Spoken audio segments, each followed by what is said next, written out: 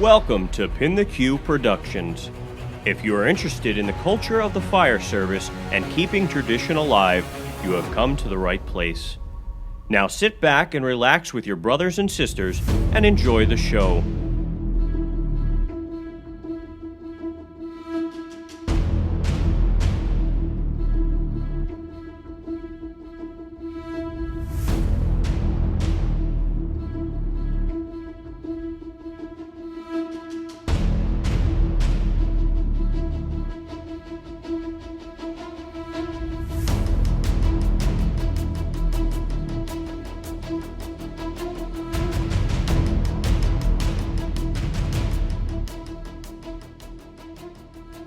Hey everyone, welcome back to PintheQ Productions in the PintheQ studios, and we have with us a firefighter that is going to talk about fitness. This is a big deal in the fire service. We have talked about this in the past on the show. It's always better to get some different perspectives from other guys and girls doing this. I think it's good now in the fire service that firefighter fitness is becoming more and more prevalent. And before we go any further, this is episode 53, and we have with us, sir, tell us who you are. I am Ian Palmer. I'm the owner of Thinline Fitness, and I'm a firefighter in Irondequoit, New York, just on the border of the city of Rochester. Brother, welcome to the show. Thank you. I appreciate it, man. So as we're going to talk about fitness, I have a delicious cup of coffee here. So that's a good thing. Always a good thing. It is. So, brother, when we start the show, I always want to start by asking, brothers and sisters that start on the show, like, how this all kind of started for you, and I know we spoke a little bit off camera, and you discussed that you're a fourth generation firefighter, which is awesome. You and I have something in common with that. Why don't you tell me a little bit how this all started for you? Yeah, absolutely. So, like I said, fourth generation, all at the same firehouse, which I'm super proud of. Culver, at intersection of Ridge and Culver. Cool. My great-grandfather started there, and grandfather, uncle, now me. My uncle, unfortunately, has since passed at a young age, which kind of started this whole fitness journey for me 13 years ago now. I'm sorry. But my grandfather really was and still is the big push behind me wanting to be as good as I am as a firefighter.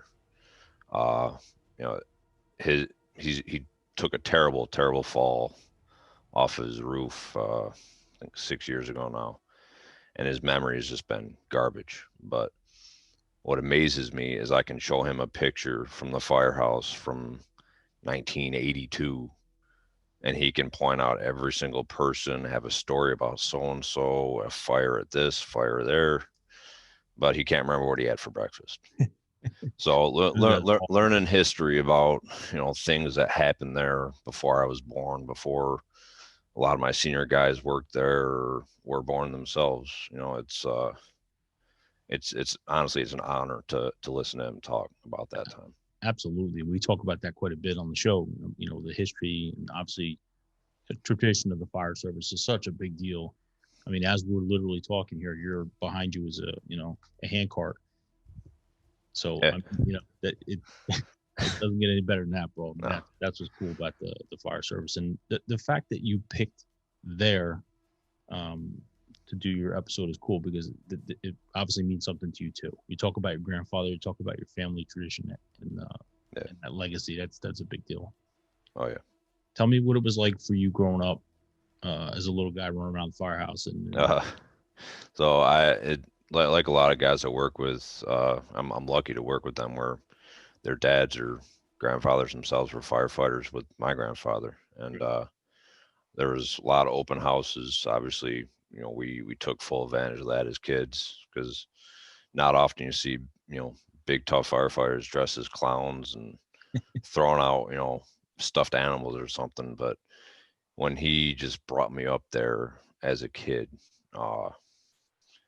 I remember a time specifically. It was after he thought, I was because I was playing with a match, just struck one. My mom freaked out, so she called him.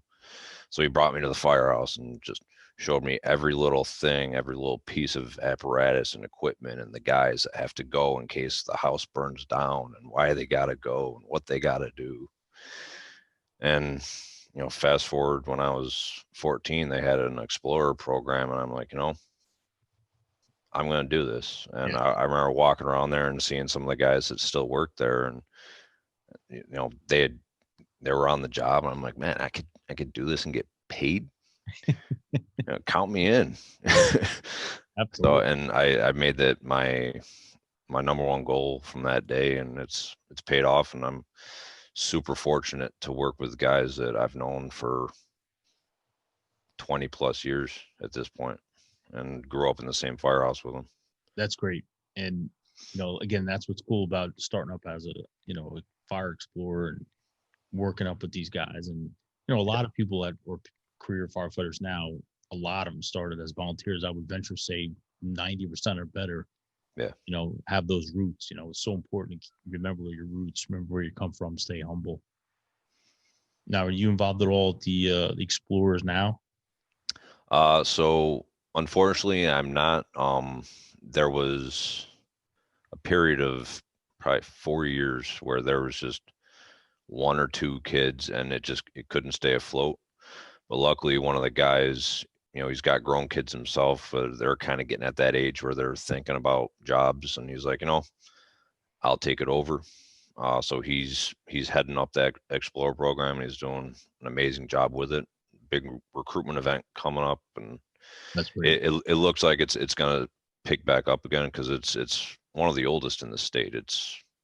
I think it started in 68. Wow. I'll say it's That's a long time ago. very old.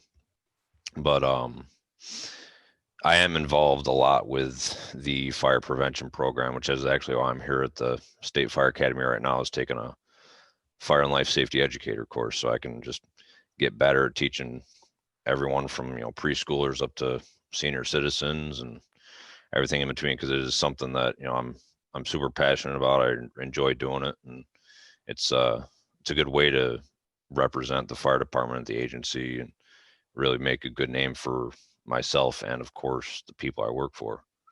Absolutely. Talk to me a little bit about how much time you have on right now. I mean, what's the amount of time you got on? The amount of time I've got on now is 3.5 years. That's great.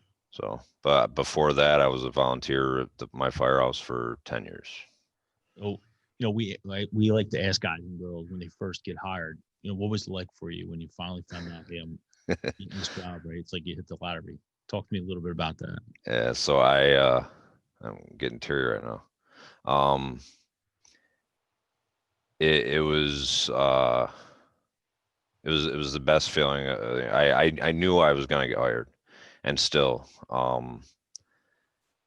when I had the conversation over the phone, I was literally speechless. Some guys, they didn't expect to get it, and it hits them even harder. Right. I know I celebrated like hell with my wife right after I got the call.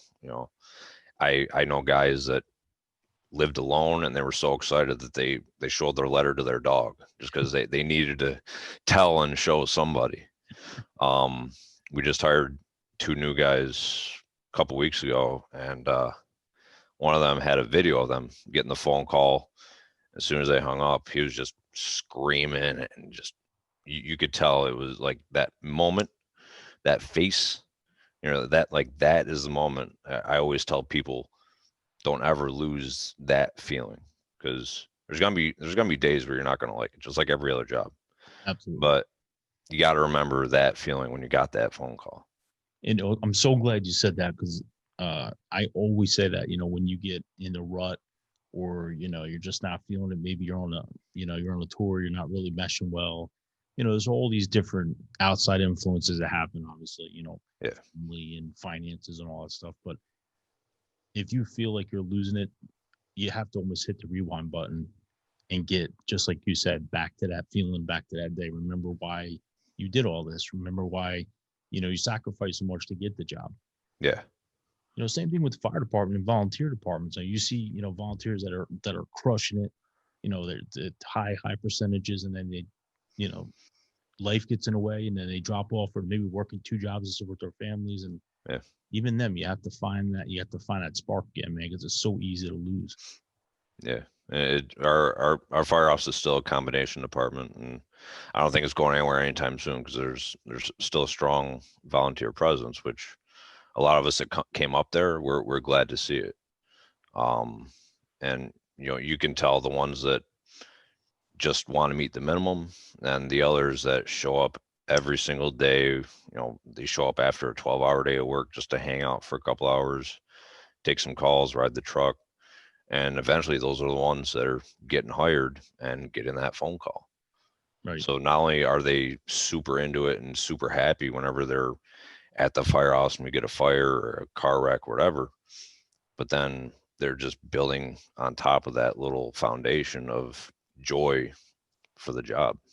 Absolutely. And I too work in a accommodation department, so it's good to talk to someone else that most of the guys and girls I interview work in a career house where it's not a combination department. So, you and I know a little bit about that dynamic. It's different at times. Sometimes there's conflicts and stuff, so it's difficult to navigate the waters, if you will. Yeah. But I'm lucky where I'm at, because it does work out. It does work out at the end of the day. Yeah. But it's a lot different than being in an all career house when you're in a combination department. Yeah. It definitely has some challenges. It's wild when we explain it to some of the guys that work for the city of Rochester when they come to hang out or do drill with us. We're like, yeah, we got volunteers too. The city of Rochester, they have volunteers with the protectives. They're like an overhaul company. But beyond that, a lot of them don't know that combination departments exist, because all they know is city of Rochester, which you can't blame them, because that's all they came up in. They got the job after they were working at Wegmans or Right. Home Depot or something. Yeah, you That's take all a they know. test and next thing you know, you're a firefighter. Yeah. Yeah, it's cool. Now, I like the fact that you mentioned to me that your grandfather was one of the inspirations for you to deal with fitness and talk about fitness and wanting to be a better firefighter. Would you say that that's what you're trying to do for others? Oh, absolutely. I'm very very lucky at my firehouse, where there's been one person in particular that he's a volunteer with us still, and he's pretty new volunteer. He's only joined probably 2 years ago now, but he's kind of brought me on as his mentor. And there's not a day where I'm not working where he's texting me and say, hey, you want to do something? It's not always fitness related. I love forcible entry, and we'll go through 30, 40 pieces of wood on the simulator, or if he wants to practice flowing while moving. I deeply enjoy that, and it's a hell of a workout too. So, anytime that he's calling me asking, can we train? And he's always asking me when we're done, hey, what could I have done better? What do you suggest next time I come up? So it's very humbling to have that actually happen after only 3 years on the job, to have somebody kind of on your wing. Now, is it difficult at times to try to motivate some guys in the house to work out? Or yeah, it's unfortunate that it is difficult sometimes. I think though, since I got on, and maybe I've been annoying about it to some guys, but they've kind of started doing it a little bit more. But that there's definitely the groups of guys that are very against going back into the gym, and it's no fault of their own. It's no fault of mine or the department itself. They had a trainer come in long before I was hired that he came in once a week, and just his goal was to demolish these guys in the gym. And they had that bad experience with him once or twice, and some of them actually were severely injured. Some of them tore muscles, some of them strained some stuff where they had to go out of work for a week or two. And with that experience, they're like, oh well, I don't want that to happen again. Yeah, that's counterproductive. Yeah. And little do they know, I stretch these guys. I warm them up. If they have an injury, I don't tell them to keep going or to change things up a little bit. If something hurts, I'm going to tell you to stop. And I try explaining to the older ones, and they're hesitant. One of our guys is retiring soon, and he's getting back into the gym after a little hiatus. And it's, he had a back injury, and I can't blame him for it. But he's motivated again because he's retiring. He's getting back into the gym, and I'm super excited to see him go in there, because I remember as a volunteer, he would just be on those stairs with a full weight of vest for an hour, just chugging along, and he was super in shape guy. But we do have a younger generation that's kind of filling the ranks, and with that comes guys that are excited to work out and ecstatic to get that hour or two in the gym with no interruption other than calls, obviously. Yeah, I mean, have you noticed since you've been working out a difference in your endurance and then your performance on the fire ground?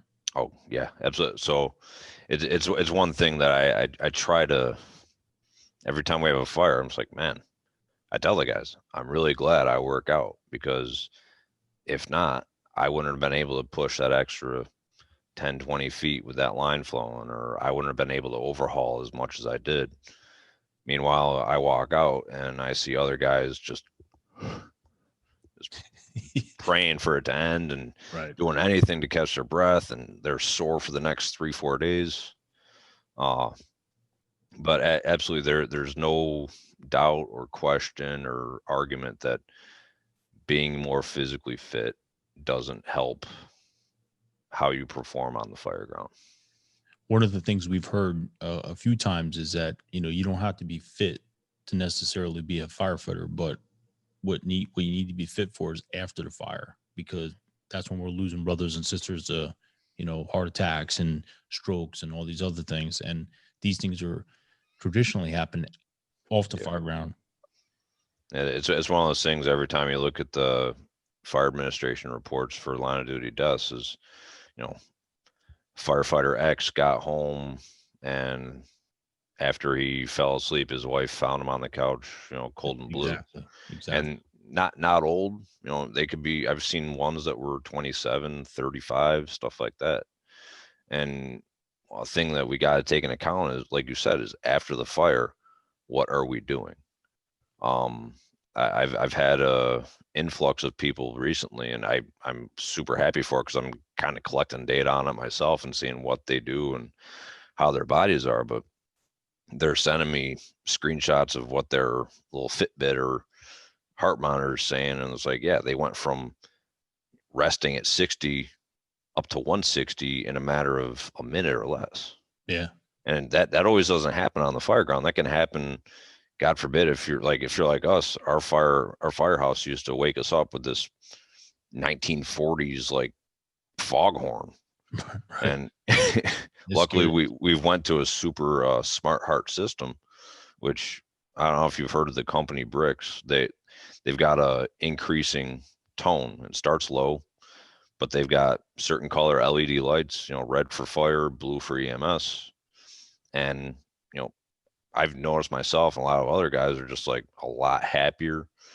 Even if we get crushed overnight, when they wake up, they're not looking like zombies and like they hate their lives, but they look like they didn't get the shit scared out of them 5-6 times that night. Yeah, because your heart is, that you're getting that excitement, your heart rate races, and it's funny because you look back and you listen to some of the dispatches that you get from the house, and you can tell just from the dispatcher's tone if you got a job or not. Yeah.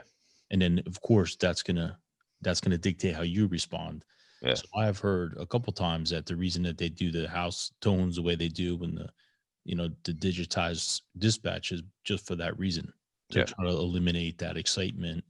And what you're talking about, I've never heard of that before. That's pretty interesting. So it's expensive, but it's a lot less, it's a lot cheaper than paying for the funeral costs. And absolutely. a life insurance. But You know, fire service come out with some pretty cool products. Obviously, when it comes to safety, we could talk all night about gear, changes and that type of progression. But one of the things I've seen is the green lights that tell you, yeah, you can drive out of the bay, and the red lights, no, don't drive yet. Yeah. Because how many times we go through bay doors and take equipment out and all kinds of stuff. So it's good to see those type of things. But what you're talking about, that's a really good product. I like that. Yeah, and we're waiting because I guess it's through the Alexa technology or through Amazon, and apparently you're supposed to be able to change the voice at some point in the future. So we're all hoping that there's going to be an entertaining one, because right now it's just a generic lady's voice and she can't pronounce half the roads. So. Oh my God, that's funny. So yeah, a lot of guys, they actually Indiana University did a study at Indianapolis Fire Department. I forgot what year it was, but from the start of the alarm until half an hour after the fire was fought, it was like 88% of the guys were at or above their maximum heart rate. There you go. For 30 minutes. Right. After the fire, their heart was beating at, imagine doing a workout and your heart's still pumping at 160 half an hour later. You'd be concerned. You'd be scared. Yeah, that's not good. But normally when we're on scene, we're just like, we're still like, all right, what else can we do? Oh shit, we got to pick up the hose. Where's my axe? So we're not thinking about our heart rate. 1,000 feet of 5-inch sitting there, like, yeah. So, Ian, kind of talk to me about your family, because everyone knows that you couldn't do this without your family, and you need that support staff. Talk to me a little bit about that. They are 100% why I do what I do. Not only am I fit, so I make sure, I live a long, healthy life, but I want to make sure that when I leave the firehouse, I'm still able to live my life, because firehouse is only for 24 hours a shift. Right. After that, I got the rest of my day or my week to live my life and to spend with my daughter, to spend with my wife. My wife has been phenomenal through the whole process of starting this business, super supportive when things got rough. And there was many times, trust me, I'm just like, I don't think it's worth it. I don't think messages are getting out there. I don't think, people are going to want to do this. But she's like, you have something good going here. Deal with it the way you want to deal with it. Just for the love of God, don't stop, because I can see that you're passionate about it. Absolutely. You got to keep chugging along, man. But it wouldn't be possible without, without that support system that you have. You need that support system. And my daughter now is the she's the I want to say light of my life, but that's a little corny.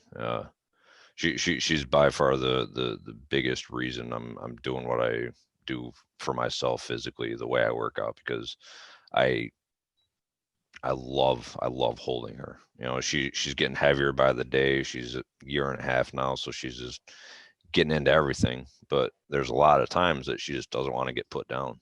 Listen, brother, ain't nothing corny about talking about your daughter. I got 2 daughters myself, man, and they're a lot older now. But I remember them being at that age, and you believe me when I tell you that there's a country song that says you're gonna miss this. It's so true, because I'm telling you, like in the blink of an eye, man. Before you know it, they're talking to you. Before you know it, they're talking about getting their permit to drive. It's nuts.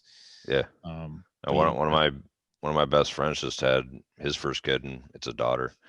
And I told him, like, I said it too. Yeah. I'm like, I'm not going to be wrapped around her finger. Don't worry about it. I'm tough, but she softened me up like freaking that. Oh, it happens. At the moment she was born, I cried like a little bitch. Oh yeah. Listen, I'm not ashamed to admit it. Me too. When your daughter looks at you and you look in your daughter's eyes for the first time, it definitely changes everything. Yeah. And it's awesome. So this fitness thing became a business, right? So talk to me a little bit about what your message is and why it is what you're trying to accomplish, really. I would say there's a few things I'm really trying to accomplish, both at the personal level, in individual departments, and even fire academies around the country. So individually, the biggest thing I'm trying to achieve there is to make sure if I have to go down to New Jersey or up to Maine or over to California for whatever reason, for a mass, big event or something, flood or whatever, that you're physically capable of doing the job. That I'm not going to have to check on you every 15, 20 minutes to be like, hey, you good? Because I noticed that, you were out of breath hiking up that hill or going up those 2 flights of stairs. I don't want to have to lug you down those stairs after you collapse from whatever reason. But more so, I want to make sure that you are doing good for you, your family, your department, and more importantly, the citizens you're sworn to protect. Because they deserve that person that's capable to do whatever it takes to rescue them, save their property. At a department level, my biggest goal there is to make sure that you're putting policies in place or just motivating your firefighters to become physically fit. Because, like I said before, the citizens deserve it.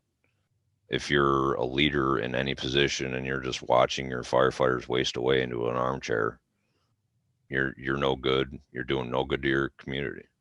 You could be the best chief on the fire ground, but even the best chief isn't going to be that great if his firefighters are slops on the fire ground after 10 minutes. Yeah, you're only good as your team. Yeah. The fire academy level where I'm at right now, it honestly, it starts with the academy. You got to think these guys, a lot of them are getting their first dose of firematic activity, being a firefighter, and it could last from anywhere from 10 weeks to 6 months.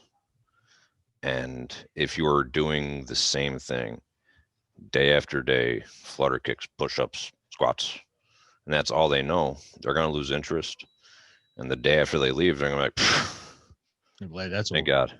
Yeah. No more flutter kicks. I'm done. And that was the main reason that they brought me in here 2 years ago at Montour Falls, was they noticed that a lot of the recruits after they left, they weren't doing anything.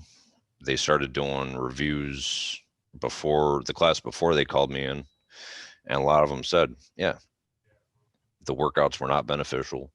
There was a terrible CPAT pass rate. I think it was like 75% of recruits are passing their CPAT, which I'm sure it's hard, but it's not, fail it for the dream job hard. Exactly. But it was just terrible. And these guys, they were not personal trainers. They're not certified with anything. They were literally prison guards that were used to working with inmates, and they were working out with inmates. And then they brought them over here to a fire academy. Yeah, two different things, man. As opposite as you could get. Absolutely. Yeah. But they were treating them like garbage, doing garbage workouts. And they asked me, like, can you write up a report? I'm like, gladly. So I was super into it. I think after like 5 hours, I gave them an 8-page report, detailed. Like, all right, we need to bring you in. And yeah, from there on out, it's been astronomical seeing the differences between functional workouts, good workouts, and proper motivation and encouragement, as opposed to calling them soft piles of baby shit and throwing food at them and screaming for no reason. So when you are teaching in class and when you're trying to get these recruits into fitness, I mean, I'm sure it's not what everyone wants to do. So what are you doing to the recruits? What are you saying, and how are you motivating them? So what's been good, at least from the classes, I'm sure there's not a lot of motivation for them to actually get there. But while they're there, we start with a proper warm up to actually get, because they just got out of bed 10 minutes before they got down there. So they're groggy. Their bodies are still cold. They're not really moving yet.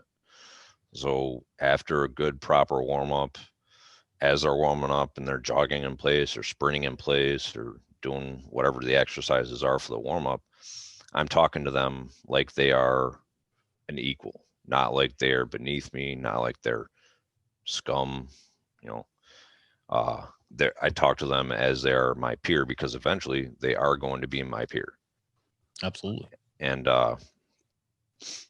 after that, throwing a little bit of, why are you doing this today? What happened yesterday? You guys good after yesterday? You guys did great. You got a hell of a day ahead of you today. Let's make it worth it, blah, blah, blah. As the workouts are going, there's always guys that want to quit, whether it's during an ab movement or it's always during a core movement, honestly, when they're wanting to quit. It's never really during give up. Yeah. Yeah. And I tell them, I'm like, if you're going to quit here, you're telling me that you're going to quit on the fire ground when things get tough. And I don't want to see you, because a lot of these guys work in my town or around my town, and we run mutual aid together constantly. I'm like, I don't want to see you quitting on the fire ground after things get a little bit hard and your muscles hurt a little bit, when grandma's still hanging from a window and we got to do something about it. Yeah. Absolutely. So you try to bring that world experience into Absolutely. into the training, which is good. Now, have you had any experiences so far where you've had these kids in the academy, and then you see them outside of the fire ground? Have anyone come to you and thanked you or gave an experience? Yeah. I still there's a fair amount that are still in contact with me, which is amazing. Some of them, they're too far away for me to work with. They're across the state or whatever. But there's a solid amount in my town and in my county that I see either at training events or on calls. Actually, we had a fire last week, and there was a good amount of them there. And just seeing how well they were performing on the fire ground as opposed to how well they were doing just during structural burns at the academy. They kept with it. They stayed in shape. They stayed with the workouts. They might have made them up a little bit. Some of them are more into like bodybuilding type stuff, but they're still staying with exercising. How rewarding is that for you to see those recruits now? Oh, it's amazing. It's don't tell them this, but it's almost as great as seeing my daughter for the first time. Right.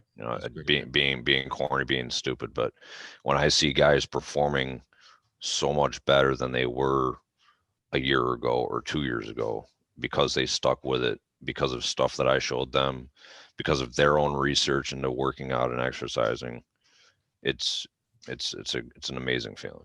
Yeah, I think we all tried to make the fire service a little better than how we found it. And absolutely. As long as everybody keeps doing that'll actually pay dividends, huge for us in the long run. Oh yeah. So what's the goal for you, Ian? I mean, look, long term, what do you want to do? I wouldn't say it's for me specifically, but for the fire service. We're in a new generation now, I would call it, of the fire service.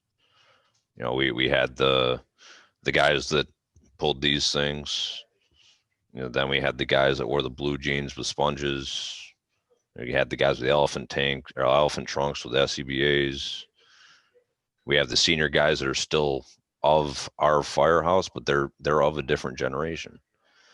Now we're at a pretty massive influx, at least from what I've seen around the state and the country, where there's a lot of hiring going on of younger firefighters with more knowledge than we've ever had about the benefits of fitness and health. Right. And with this comes, hopefully, at least, a better academy, more teaching about the benefits of being healthy, being fit for duty throughout your career, and eventually the dramatic decrease of line of duty deaths. because it kills me every single year to see. I think last year was 68% line of duty deaths were medical related. And it's always above 50%. I'll tell you the hardest part for a lot of people with physical fitness is just starting. Yeah. Once you start and you get over that hump, I know for me, it's very difficult just to get started. But once you do and you're in that rhythm, then you like get angry if you actually miss a day. Yeah, absolutely. And it's nothing like if you haven't worked out in 4 or 5 years, no one should ever tell you, do this 20-minute hit circuit and, right, kill yourself on. No, I get on the treadmill, maybe carry a weight for 15 minutes, start small. Right. Eventually questions are going to get asked. They're going to say, hey, I saw you doing this exercise. What does that do? How can I do it? Can you show me? And eventually, you create a brand new culture either for your group or your firehouse. Brother, talk to me a little bit about your house. Talk about that kitchen table. I love asking guys and girls on the show from where they're at to talk about their kitchen table and the type of discussions that go on there and what it means to you personally. Because I know you can't talk about all the discussions. I'm gonna say it depends on the person. Right. What does it mean to you? So it's a staple. It has to be a staple. That's gonna be the one thing that will never change. I think no one should ever fight for it changing. It is where you learn the most about the history of the fire service, the history of the guys you work with, what's going on with them, how they're feeling, what's going on across the town. It's we always have a newspaper. We rarely open it other than to see, who died that day type thing. Right. The news comes from those guys, and it's the best conversation. I'm a talker, but I talk the most and listen the most when I'm at that table. For us, it's not a kitchen table, it's a coffee table, but it's our kitchen's on the other side of the firehouse, but it's the same concept, same thing. And conversations come up of, hey, what's someone will see a picture like in the corner of the room or something, like, when's that from? And the senior guy, and I'm, oh yeah, that's from the fire we had in 98, and so blew out his knee, blah, just things like that you can't get anywhere else. Absolutely. Yeah. That's the best part of it. There's, the tradition of talking to other guys on the house and seeing how things went was awesome. Yeah. So before I let you off the hot seat here, is there anyone you'd like to thank for, your start in the fire service? I know you talked about your grandfather. Yeah. Is there anyone else that comes to mind? So yeah, there's a lot of people. So, a guy who's mentored me since I was a little guy, he's a lieutenant at my firehouse now, Shane Metcalf. He's always pushing for the right types of change, pushing for good training.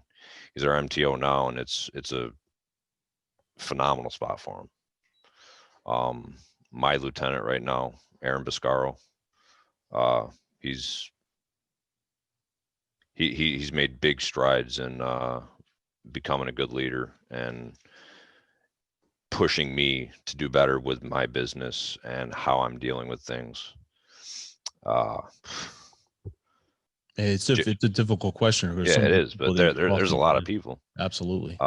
Jim Moss, I'm sure you know him.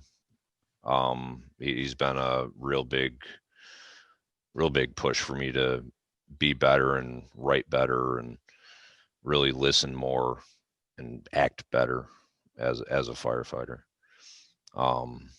Obviously my wife, there's no way I could have done this without her. It's a good thing you said that, because you've been a lot of trouble. In trouble. In the military, I've got so many great mentors. It'd be a long list. So what do you say, Ian, to these new firefighters that are walking in the door and and you have an opportunity to talk to them before they go to the fire academy? What do you say to them? So the first thing I always say, how was the phone call? They tell me, I'm gonna say, and I always say, like we said, never ever lose that feeling.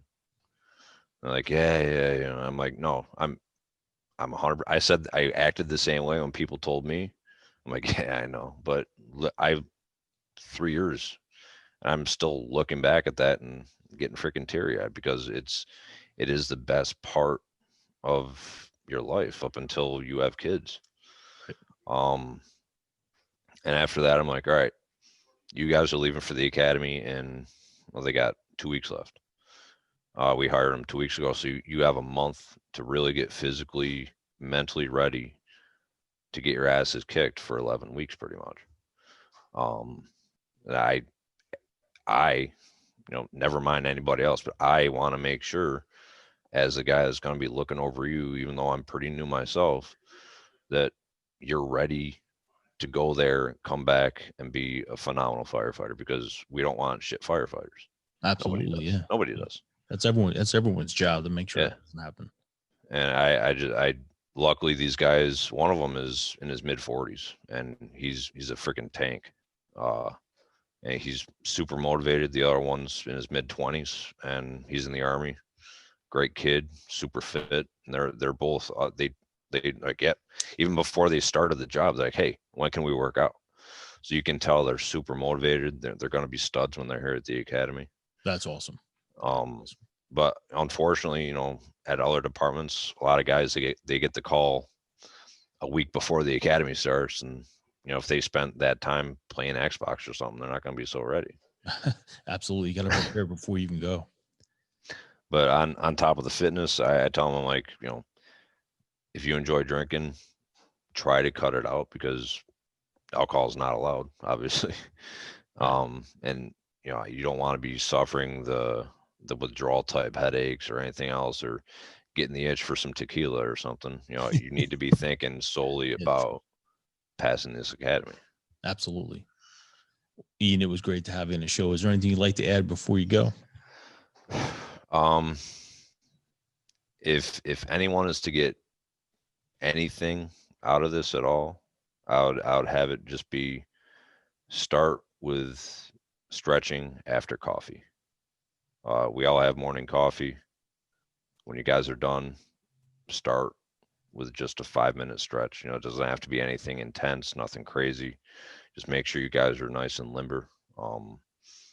We've been implementing it at my firehouse, and guys say the entire day after how great they feel. And even if they don't work out, doing those stretches is going to prevent so many freaking injuries.